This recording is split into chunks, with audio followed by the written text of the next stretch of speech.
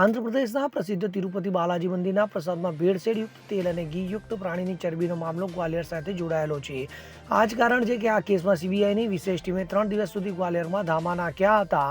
સીબીઆઈની 4 સભ્યોની ટીમે નોટિસ જાહેર કરીને દાલ બજારના કેટલાક તેલ અને ઘીના વેપારીઓને બોલાવ્યા હતા. પછી ઇન્દરગંજ અને કોતવાલી પોલીસ સ્ટેશન વિસ્તારમાં વેપારીઓમાં ગભરાટ છે. જ્યારે સીબીઆઈ એસઆઈટી દ્વારા બોલાવવામાં આવ્યા બાદ પણ કેટલાક વેપારીઓ પોલીસ સ્ટેશને આવ્યા ન હતા. ત્યારે ટીમે કોતવાલી અને ઇન્દરગંજ પોલીસ સ્ટેશનની મદદ લીધી હતી અને તેમને પોલીસ સ્ટેશન લાવ્યા બાદ તેમના નિવેદનો નોંધવામાં આવ્યા હતા. તો સીબીઆઈના ગ્વાલિયરના આગમનથી દાલ બજારમાં ઘણી કંપનીઓની ઓફિસો ખુલી નથી તો કેટલાક ખુલ્લા છે, પરંતુ માલિકો ગુમ છે. તો નોંધનીય છે કે હાઈકોર્ટના નિર્દેશ પર રચાયેલી સીબીઆઈ એસઆઈટી દેશના દક્ષિણથી ઉત્તર સુધીના વિસ્તારોમાં કાર્યવાહી કરી રહી છે.